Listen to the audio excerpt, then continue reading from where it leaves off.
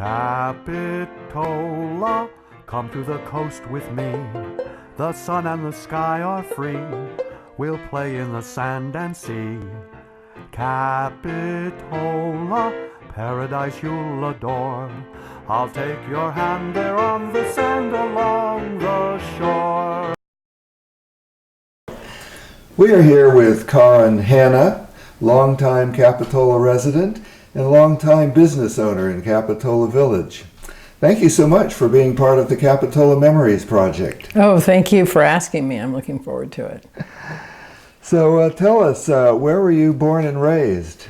I was born in Palo Alto at Stanford Hospital, and I spent most of my youth there and moved to the East Coast to go to high school. And my parents moved there at about the same time that I went to high school there. I lived in New York for a few years, and then I came back. I see. And when did you first visit Capitola? Well, my grandmother bought a house in Capitola in 1935. So I like to say I've been coming to Capitola since before I was born.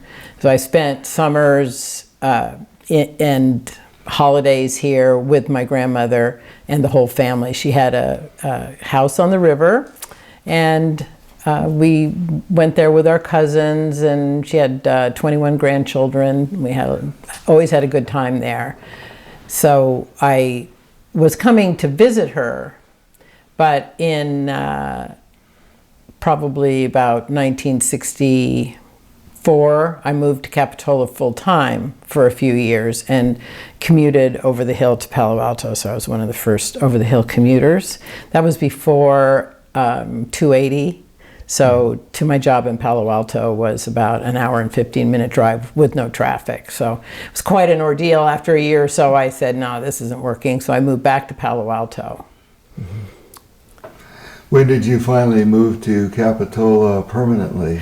Well, at one point, my grandmother was just not able to live on her own. And I was very concerned about that, and I wanted to be sure that she didn't have to leave her home.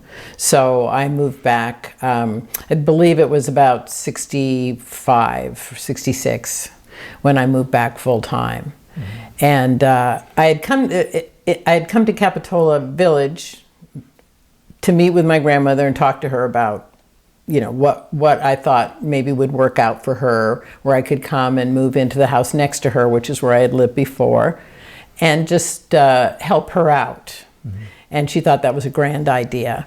So I took a little break and I went down to the beach and I picked up a Sentinel and I sat on the seawall. And at that time, there was no sand on the beach. It was just riprap that the city had put there to protect the seawall, because ever since they built the yacht harbor, all the sand had washed away. Mm-hmm.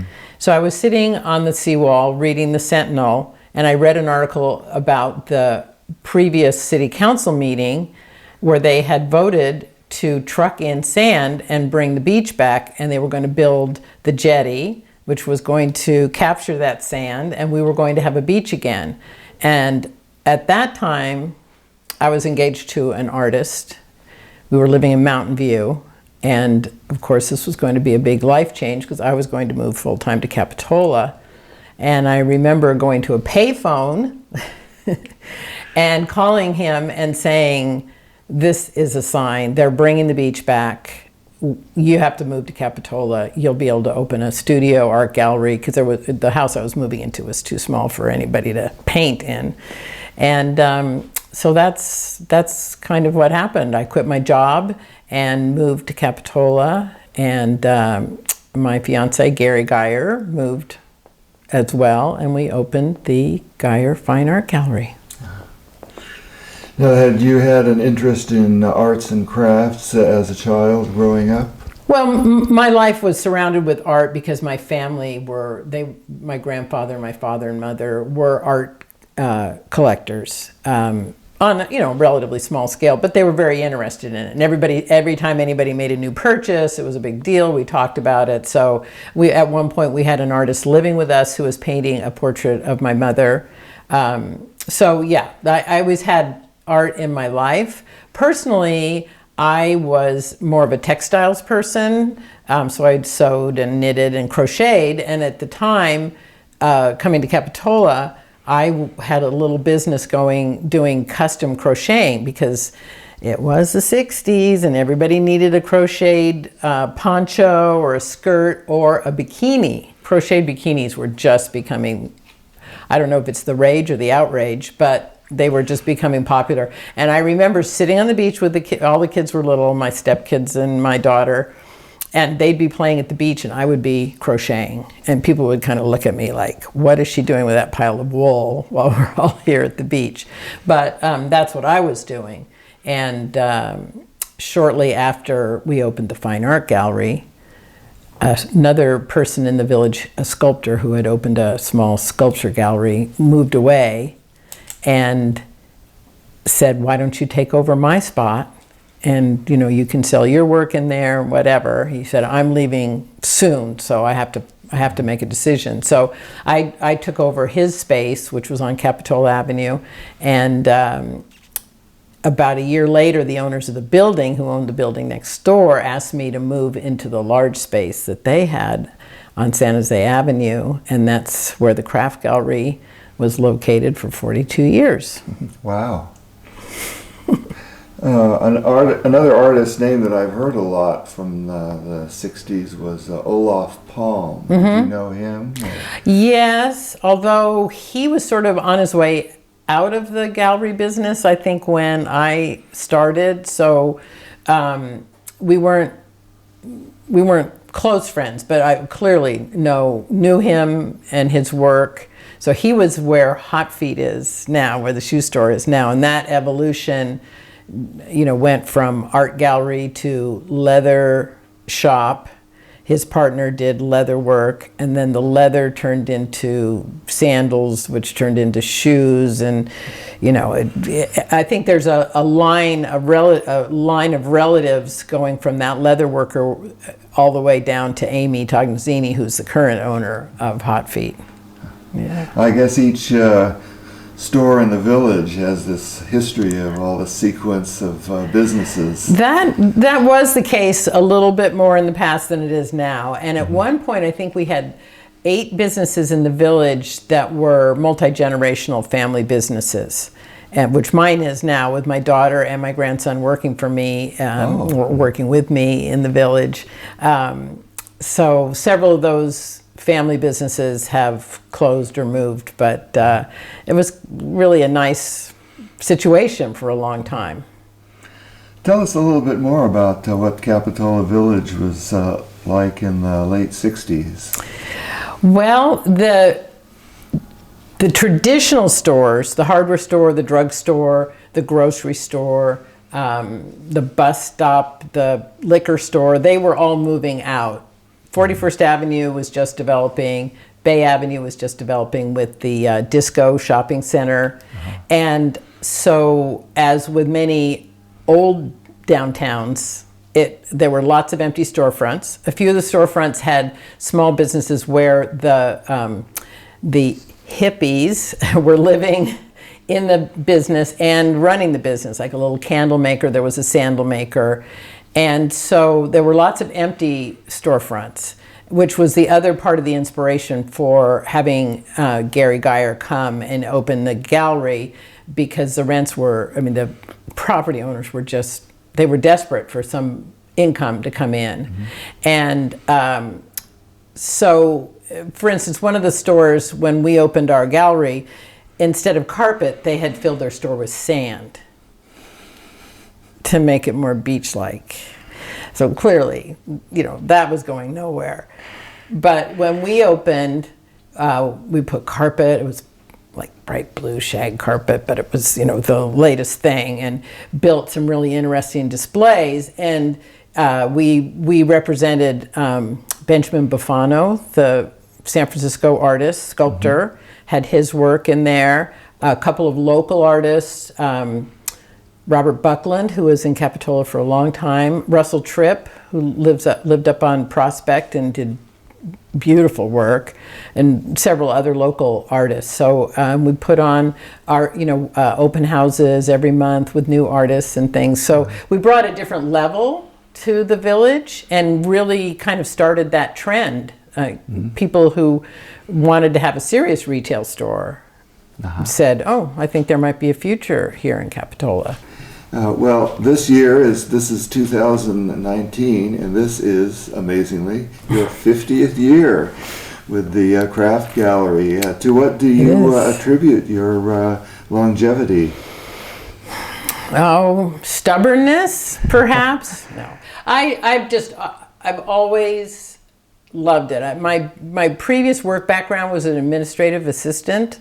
I'd never even thought about having my own business, so I really did fall into it, but I loved it. And, just between the artists who were wonderful people who were really committed to what they do, and the customers were mostly on vacation, so they were having fun. I don't think I would have stayed 50 years if I was the Capitola Village toaster store or vacuum cleaner store, But because I really felt like what we were doing was worthwhile and fun, so it made it. And I live a mile away from work and ride my bicycle every day, and really, who wants to give that up to start driving over the hill?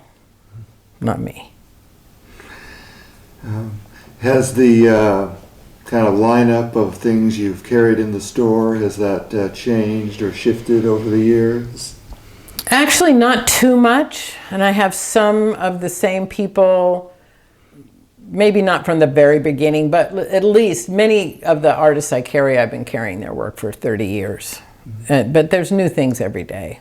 It's always, there's somebody new walks in the door, or in this day and age, sends you a link to their work on the internet. So we do bring in new things. And then we expanded about 20 years ago, opened a second store. My daughter had run a children's store for many years called Capitola Kids.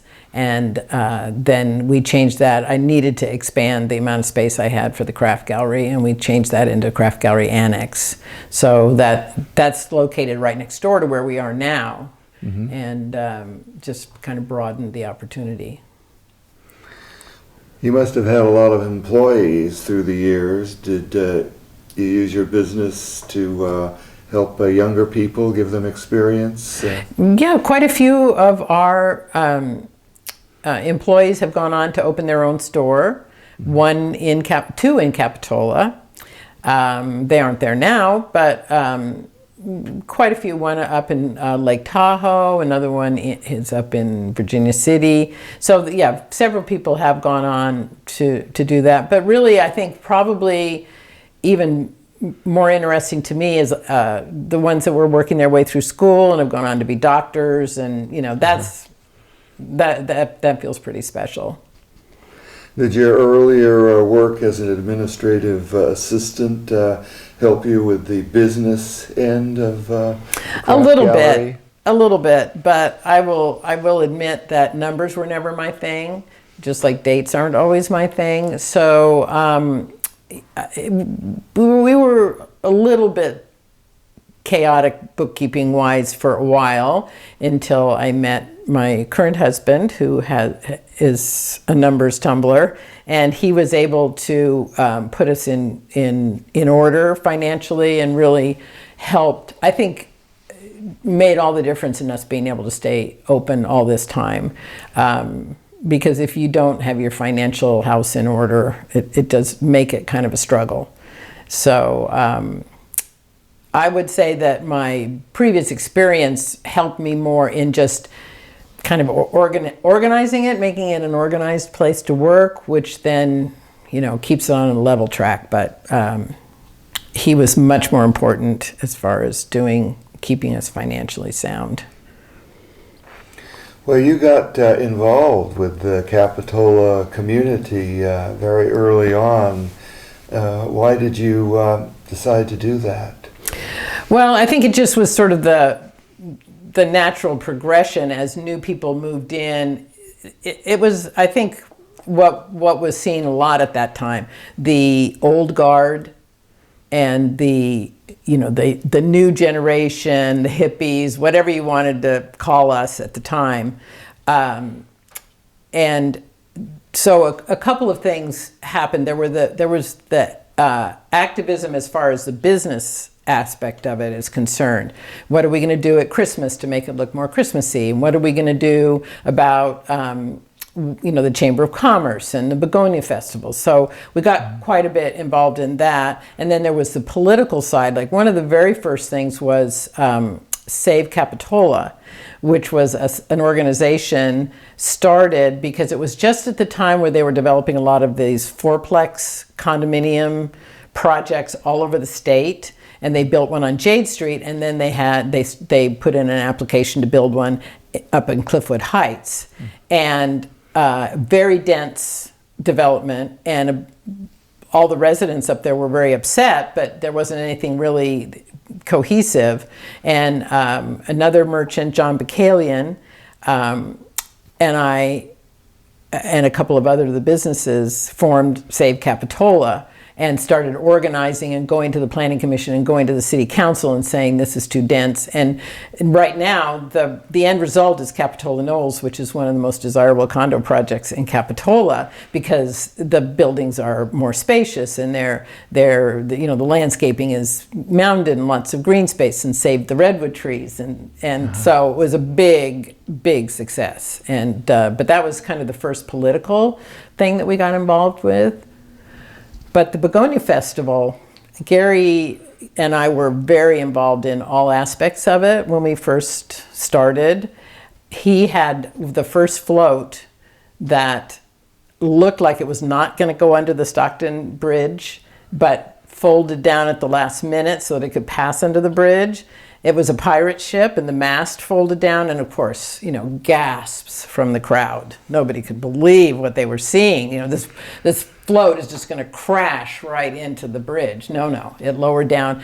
And also, he had actors who were on the bridge who jumped onto the pirate ship and attacked it, and they had the sword fight, and very dramatic. So he really took the Begonia Festival floats to another level, and now they got more and more spectacular. My brother was the winner year after year. He really was another innovator on Begonia Festival floats. So it was a big family event for us. I lived on the river in my grandmother's house. My brother lived right next door in another old house. My house, my grandmother's house, was the house that Shadowbrook's main dining room was built after. So it looked like a mini version of Shadowbrook, and it still does. It's rented out at the moment.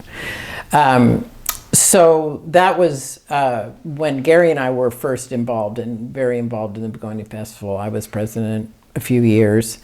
And then the thing that I think is really special to me was the year that they said it couldn't be done, where the flow in the creek was so low that there was not enough water to float the barges. And the Begonia Festival Committee was mostly made up of the old guard, but the new guard, we were afraid that this was their way of shutting down the Begonia Festival forever. That if you cancel it one year, to pick it up again the next year would be just that much harder. And we just, right at the last minute, we said, we just can't have this. So again, John Bakalian, a great organizer, and I co-chaired the committee, and in about a week, got, first of all, pumps to pump the water out of the ocean into the creek, into the lagoon. We figured if they close the flume and pump the water in, we'll be able to float the barges. Plus, they used to be floated on 55-gallon drums. And so John said, I think we can float these on rectangular pieces of foam that will draw much less. Mm-hmm. And so he arranged for that. And the city agreed to close the flume, and in about 3 days we had enough water to float the barges with the foam. So we didn't even need the pumps.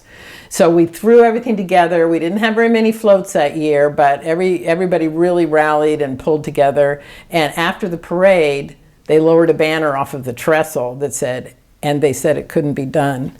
And to this day, nobody has a picture of that. It was on the front page of the green sheet, and even Carolyn can't find a copy. And if Carolyn can't find it, it doesn't exist. But anyway, it was really really a special event. And after that, there was no question Begonia Festival was going to go on.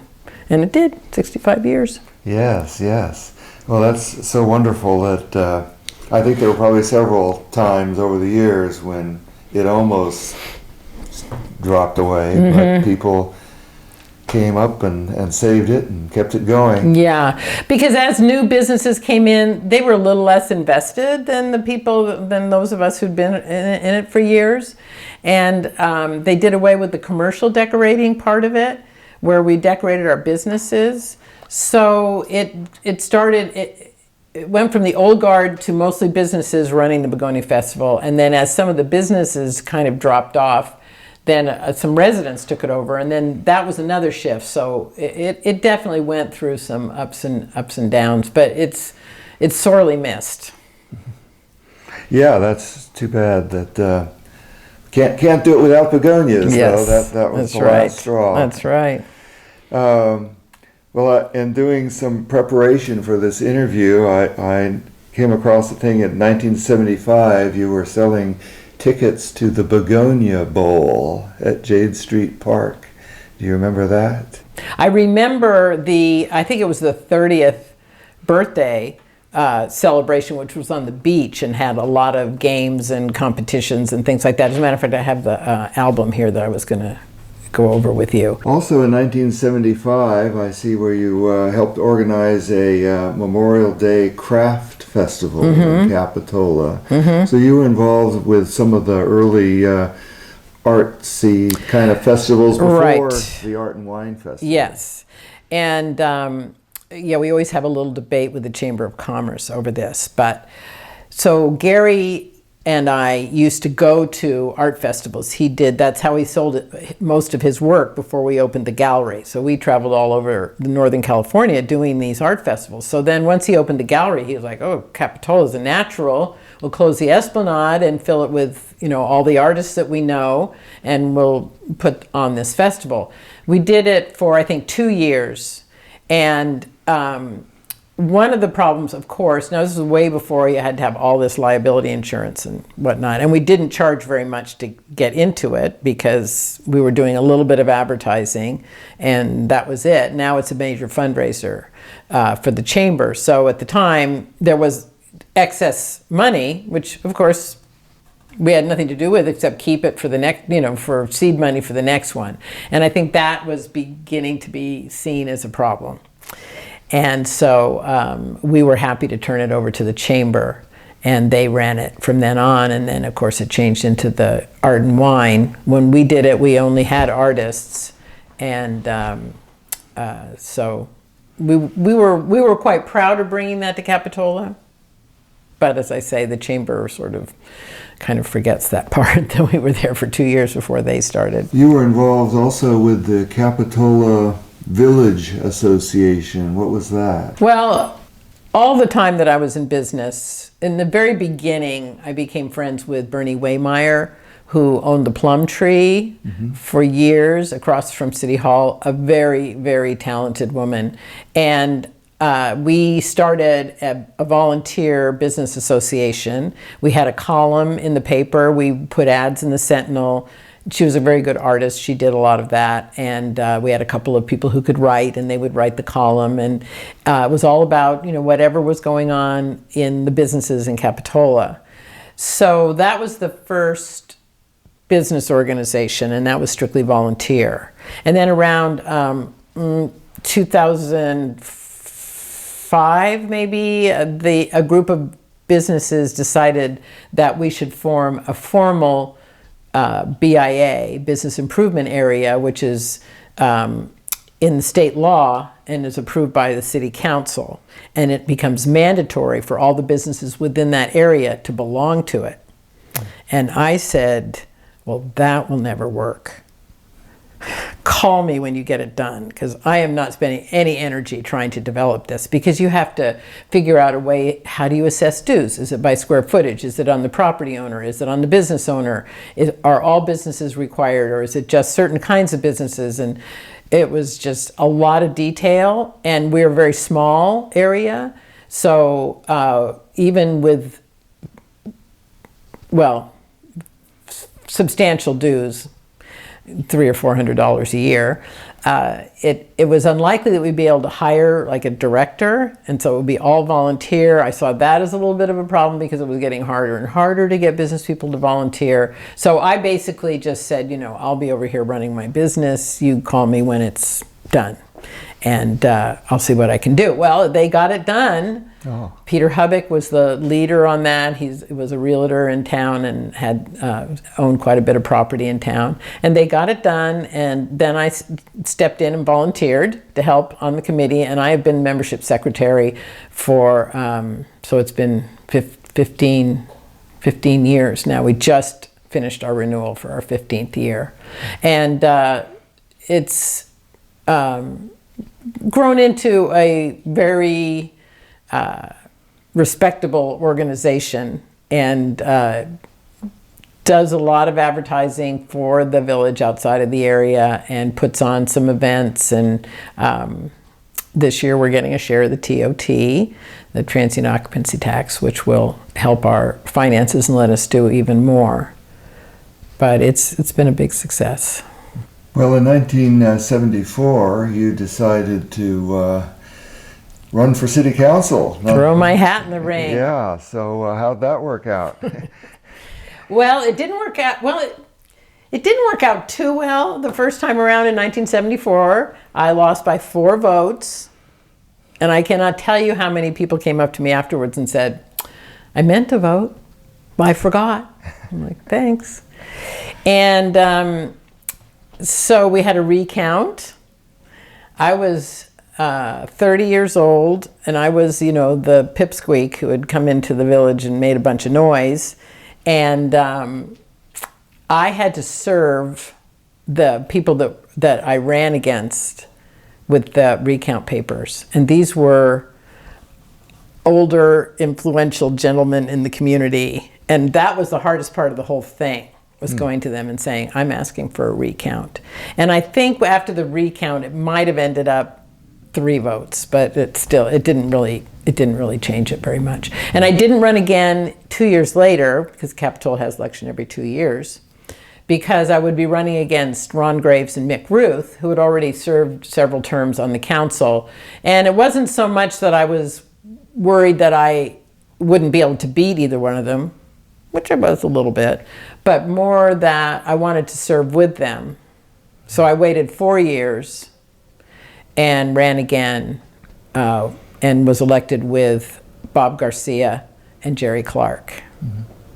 And it was a big change, because Ron and Mick had been, the newcomers who were getting rid of the old guard sort of thing, and we kind of finished that off.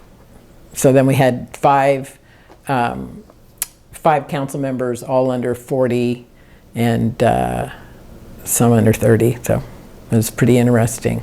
Yeah, I read that it was the youngest council ever. All of them, I think, were in their 30s, and Ron Graves became the elder member of the council at 39. Yeah. Well, did you mostly agree on things as a group? We did, for the most part. The biggest controversy, I think, that we had was the selection of mayor one year, because there was kind of a routine to it. After you were elected, you served 2 years, and then the highest vote getter from the new batch that was elected 2 years before would generally become mayor, and then the vice mayor would be one of the other new people. And so it was Bob Garcia's turn to be mayor. He was the highest vote getter of the 3 of us that were elected, Jerry and Bob and myself. And but Mick and Ron and Jerry made a plan to nominate Jerry. And Bob and I were outraged, and we both refused the position of vice mayor. And Mick and Ron didn't want to be vice mayor because they'd already been mayor. They weren't going to step back to that position at that point. So we ended that meeting where the mayor and vice mayor were supposed to be selected with no vice mayor. And it took a lot of finagling on Steve Burrell, the city manager's part, to convince me that I had to be the vice mayor.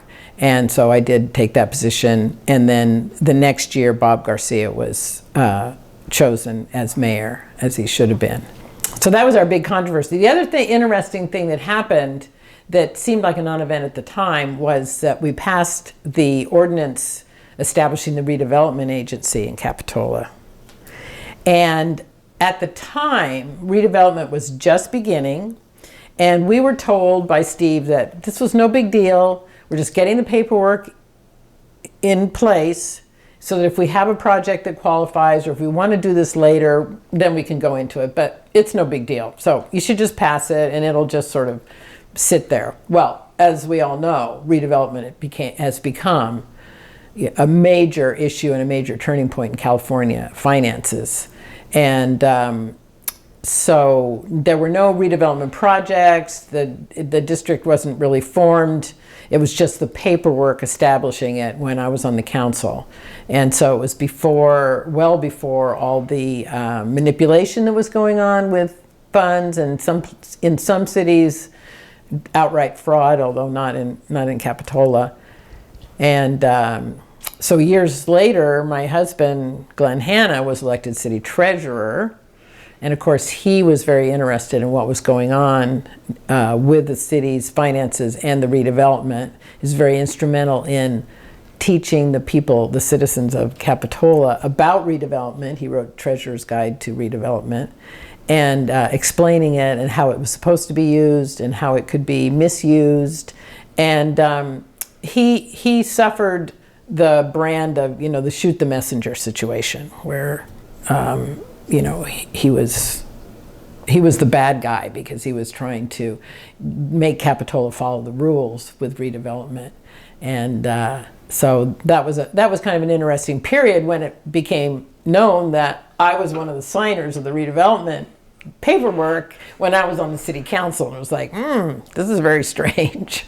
But anyway, the council at that time, the Brown Act was not the big deal that it is today. And after almost every meeting, the five of us would go out to, there was a little restaurant called Suzanne's across the street from City Hall, and they stayed open late. They had late hours, and we would go over there, and we would have a little snack or a drink, because also the council meetings now have to end, I believe, by 11 o'clock by ordinance. And at the time, it was like, it could be midnight or 12:30 or whatever. And, so we'd get a little snack or have a drink and talk about things. And now, you ask a city council member, oh, well, what does everybody else feel about that? They're like, I don't know. We're not supposed to talk about it. And I think it's good, but it also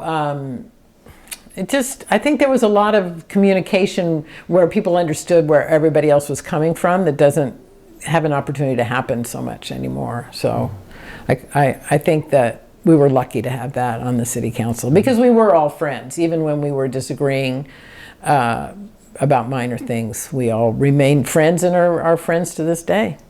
Well, that's nice. Yeah. Well, in reading up in the old newspapers about some of the interviews with you when you were running in '74 and again in '78, I was quite impressed with a lot of the things you were in favor of: reducing pollution in Soquel Creek and putting power and telephone lines underground, fixing up and maintaining the wharf, expanding the city limits west of 41st, term limits for council members, promoting the arts, all things that eventually came to be. Mm-hmm. You were on the right side of history. Yay.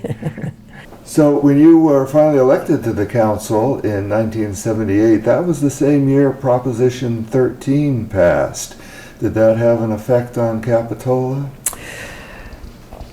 Well, I would say probably not. The budget was very small, under $1 million a year.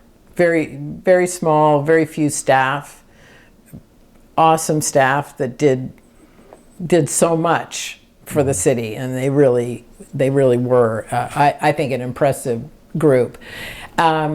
So we didn't have, we didn't have we didn't pay the fire department, or we didn't have a sewer, our own sewer or garbage. So Capitola was and is in a little bit different position because they just have public works and the police department.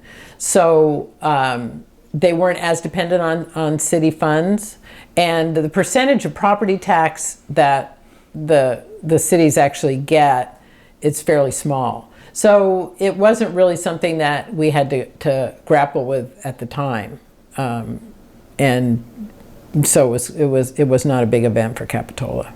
Well, you were lucky. The city of Santa Cruz and the county had to tighten their belt quite a bit. Mm-hmm. One thing that has been a big issue in Capitola for many years is parking. Your thoughts on parking and some of the parking issues you've dealt with? Well, I'm proud to say I've been on every parking committee since we came to Capitola in 1969, which there have been several. Sometimes it's just a committee that meets once or twice and gives a report back. We call it the Blue Ribbon Committee or whatever. Most recently on a parking committee that was in existence for maybe 9 years. Those made up of residents and business people.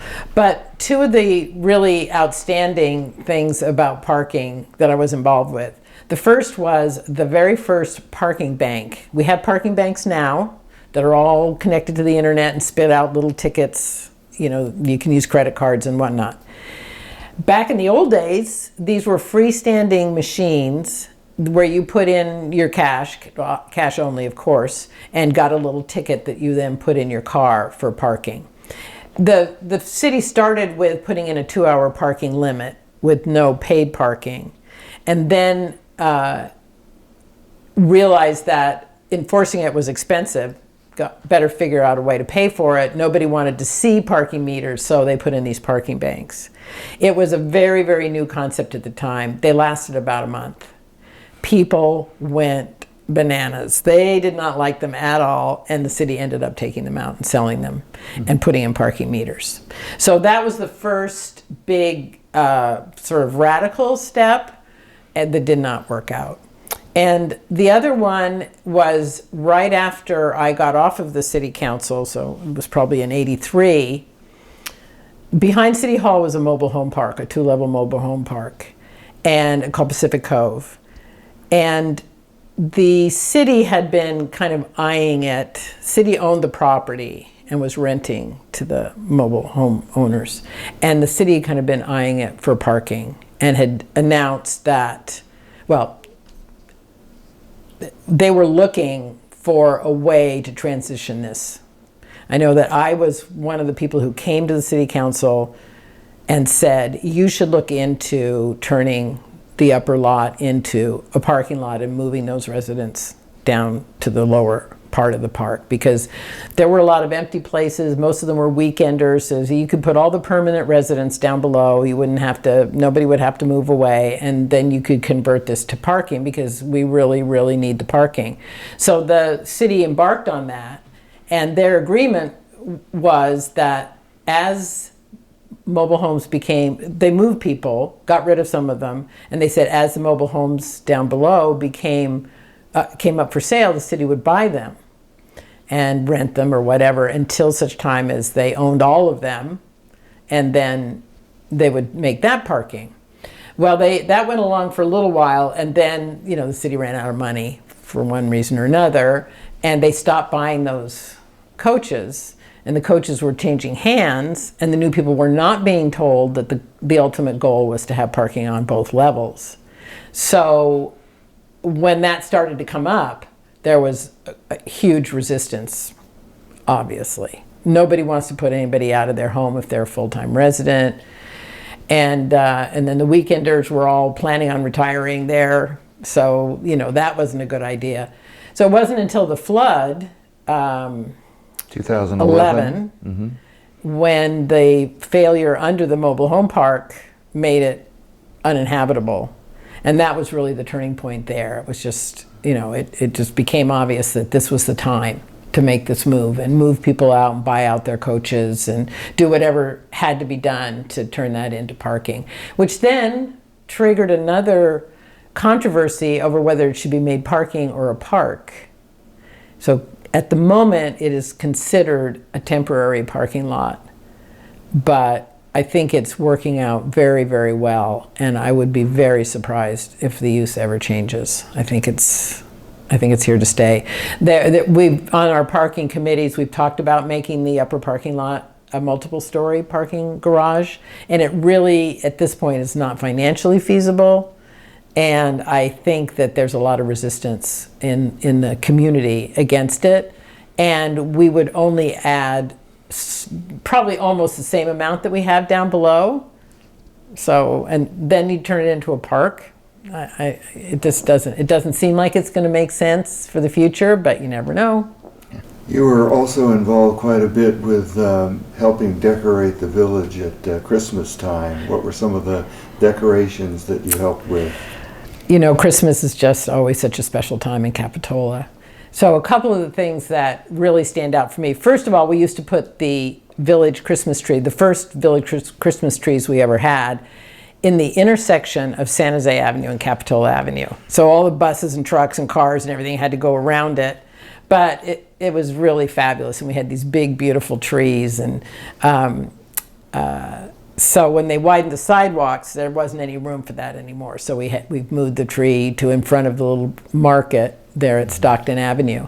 And actually, my husband and I decorated that tree all the years that it was there until 2 years ago when they hired professional decorators to decorate it.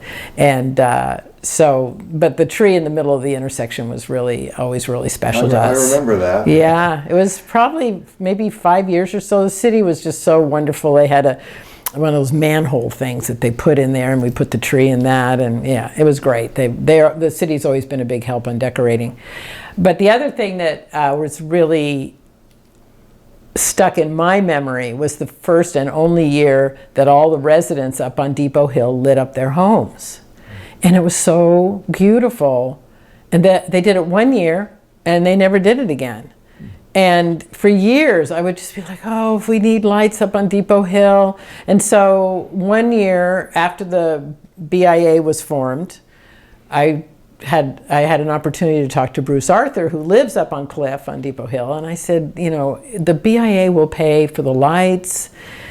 You know, Triad Electric, Mike Termini's business, he will give his crew to put the lights up. Can you arrange with your neighbors permission to put the lights on the buildings? And he thought it was a good idea. I mean, he remembered how nice it looked before, but you know, there was some resistance, and you know, he had to convince people, and the first year was hard, and the second year was not quite so bad, and by the third year they were all into it. And now the BIA isn't even involved anymore. They do it themselves. Mike Termini and Triad Electric volunteer the labor to put them up, but they buy their lights and they're proud of how it looks.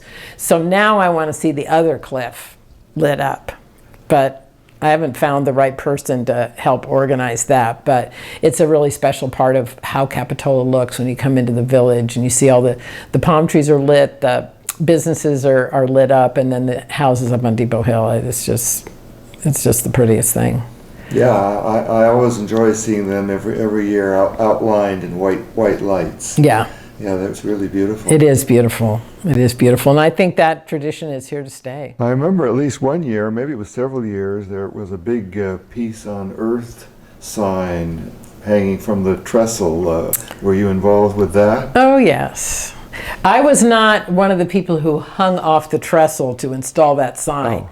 This was done in the dark of night, and they literally had to hang off the trestle to install this huge, it was, I don't know how many feet long, but maybe 25 feet long, and then run power down to one of the houses down on the river path to light it up. And then every time somebody came along, a light bulb burned out, or somebody tried to vandalize it or whatever, the people who put it up there had to scamper back up and change it, hang off the trestle and change it. And we all were like not telling who it was, because we were afraid they would get in trouble, you know, because they were trespassing on Southern Pacific property. I was going to say, did Southern Pacific approve this?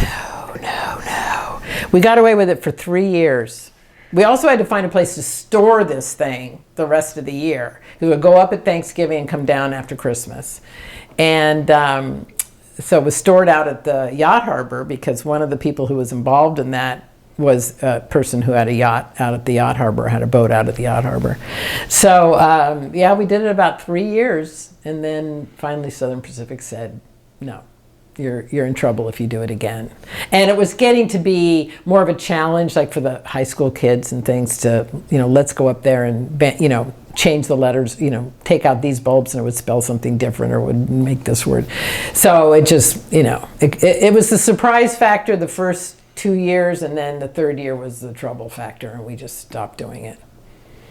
Yeah, but it was something to see. I like to ask each of the people I interview their memories of the earthquake. Were you in Capitola at the time of the quake? Yes, I was. Interestingly, I was at a meeting about traffic and parking with my brother, Nels Westman, in Jim Redding's office, which is at the superintendent's building on Capitola Avenue, which is, as you know, a 3-story wooden structure.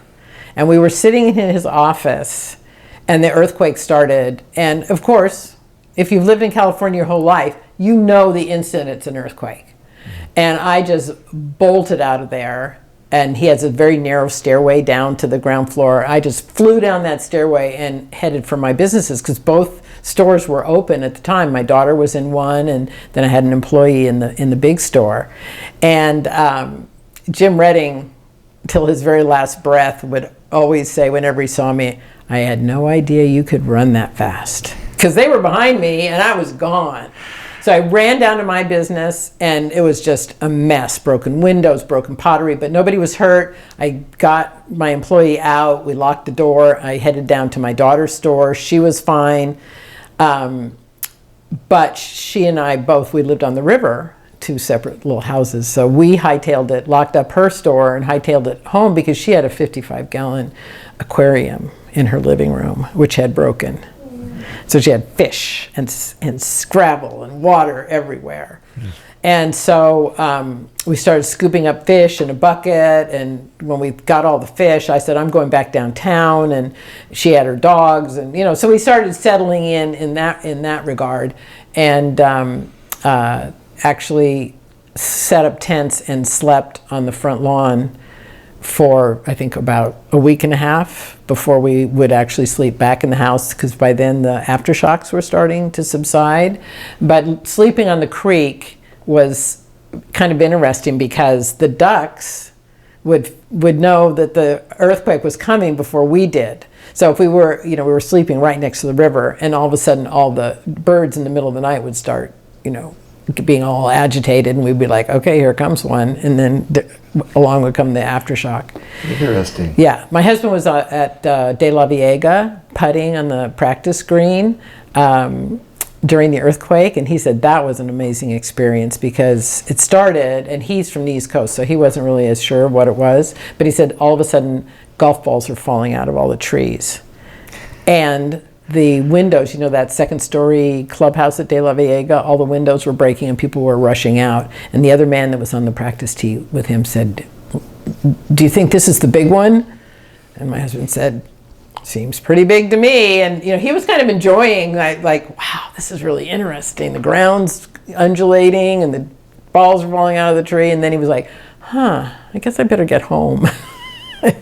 Jumped in the car and came home, and then of course just started all the cleanup. Yeah, was the power out for quite a while? Yeah, it seems to me not too long though. I think it was only a few days maybe. The flood was much more disruptive. Yeah, where I live in Live Oak, it was about a day. Yeah. But in the flood of '82, it was out for I think 4 days where I live. So was there damage in Capitola during the flood of '82?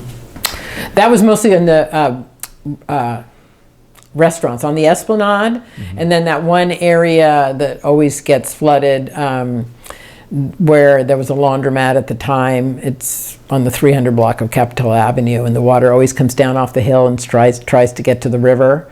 And it was also that area had a lot of damage in 2011 during that flood. The flood of 2011, so 50 years I've been in the village, That was the first flood that flooded Capitola Avenue businesses in the 1 and 200 block. Prior to that, it had always been just the Esplanade and that one little stretch up in the 300 block. And those were the only ones that ever flooded all the other years. So this one caught us really off guard because we just had never had anything like that. But it came from down Capitola Avenue instead of, most of the time when it floods, it's high tide and there's a lot of rain. And this time there wasn't the high tide. So that's why the restaurants were, for the most part, spared in 2011. None of them really were damaged. That was very unusual. Very unusual. So you got caught off guard. Did you have quite a bit of damage in 2011? Yes, and as you probably recall, there were 2 days of flooding. And the first day was minor. It did cause the sinkhole, but it didn't, I think it must not have rained as hard. And so most of us were able to, we got the carpet cleaners out there and they cleaned up the little bit of water that had come in, and we all were back on, that was on a Thursday, we were all back in business on Friday. And then Saturday is when the big flood hit. One of my employees was walking to work and she was coming down Monterey Avenue, and she called my daughter, who then called me and said, it's raining hard and this looks bad. The village is starting to fill up with water. And by the time any of us got there, it was too late, because the city had not taken the boards out of the seawall where it closes off keeps normally the ocean from coming onto the Esplanade. Mm-hmm. Well, this kept this village from emptying onto the beach. And wind. Yeah. So when they took those boards out late on Saturday, all the water just dissipated in minutes. So really that was a big culprit. And it doesn't get talked about a lot, but I'm constantly reminding the crew, if it's raining hard, take those boards out now. Don't wait until it's too late. I don't think we'll ever see that again. I think the city has learned a lot from that experience, and I hope we don't ever see that again, because all the businesses basically in the 1 and 200 block and most of the 300 block of Capitola Avenue were closed, and that's when we opened the tent businesses in the mercantile parking structure, and we operated out of a tent for 2 months. We were the last business to open after the flood, because our tenant in there wanted to move out, and then they had to move, and then we had to do the repairs, and then we had to move in. So the craft gallery was one of the very last ones to open.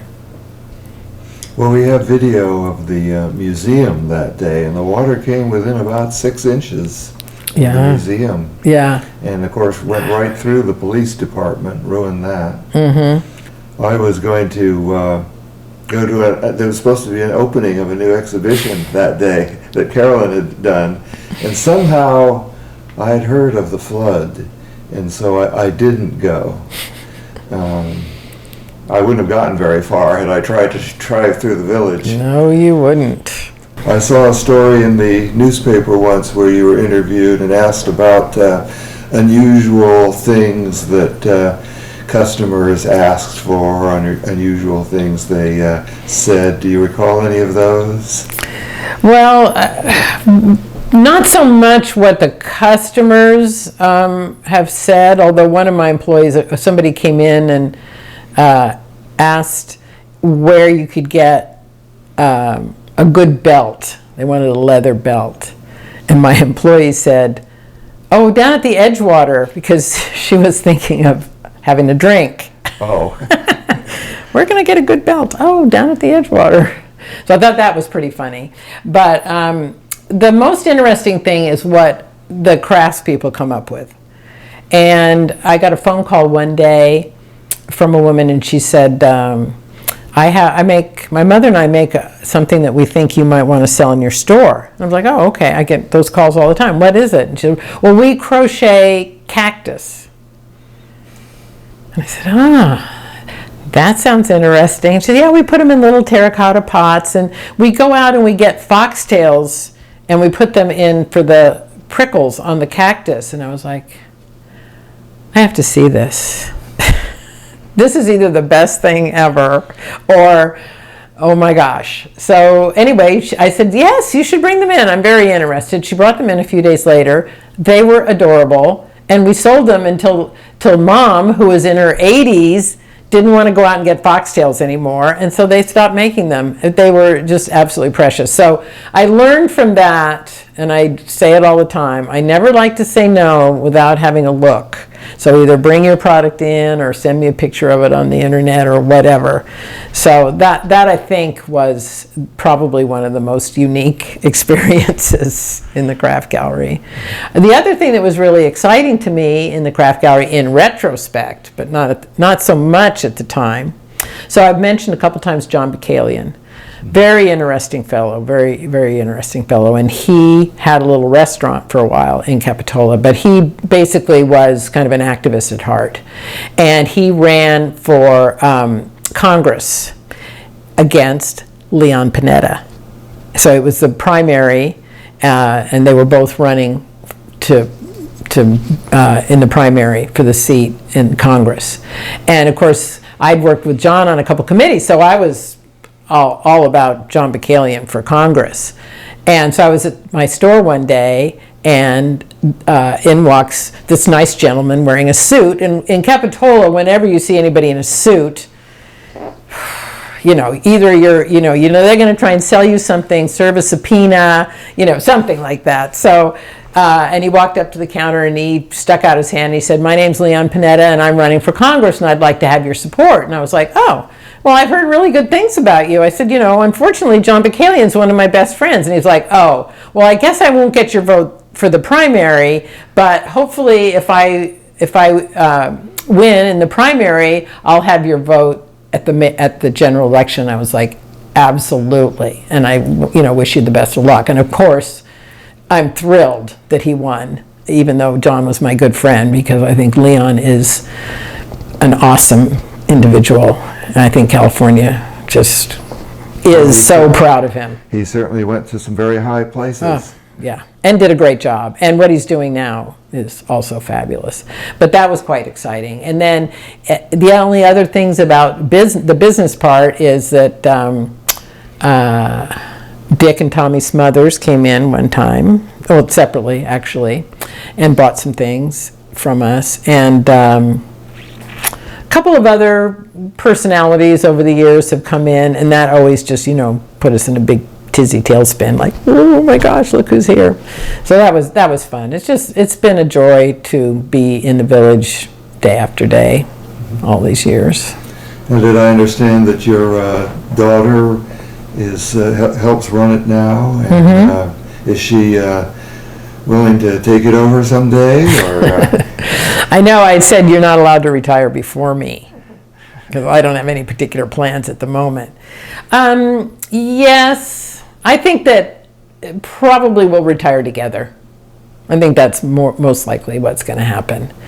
And that event might be triggered by the inability for us to find employees, because people who want to work in retail, for the most part, cannot afford to live in this area. My grandson works for me, and he'll probably be able to move on to something else. But yeah, she likes it. When she was a teenager, after having been forced to work in the store for many years, said, "I'll never be in retail." And then she went out and worked some, low-level jobs. She worked at Seagate for a while, and that sort of thing. And then that kind of changed her opinion, and she decided that maybe retail wasn't so bad after all. And as I said before, she had her own. First, she had a jewelry store called The Great Pretender, and then she opened a children's store, Capitola Kids. Ran that for quite a while, and then we merged the two together. Well, the Craft Gallery is a Capitola institution, so I hope it continues for a few more years. It's funny because all along, the Capitola institutions were like Babe's Fries at the bandstand, and different businesses that had been around for what at that point seemed like a really long time. And now when I look back at when they were open, they were open maybe like 5 years. But they were, they were places, the ice cream parlor and, places that you went to all the time, so people remembered them at the time. So I'm like, I wonder how long it'll take people to forget the craft gallery. Well, people still remember the theater, and the theater was there for about 50 years. Yeah, I know. But there are more and more people who were like, really? There was a movie theater down here? Oh, yeah. That's when we used to be open until at least 9 o'clock every night, because people would be walking home from the movies and they would stop in. And now, it's pretty quiet after 6. Well, that's the purpose of the museum, is to preserve all these memories. That's true. That's true. Good job. Well, thank you so much for being part of the Capitola Memories Project. That was my pleasure.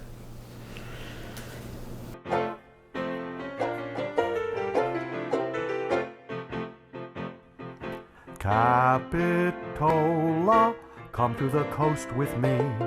The sun and the sky are free. We'll play in the sand and sea. Capitola, paradise you'll adore. I'll take your hand there on the sand along the shore. Capitola, over the bridge we'll go. We'll capture the sunset glow and wait for the creek to flow. Capitola, sway to the ocean's roar. Beside the strand we'll hear the band down by the shore.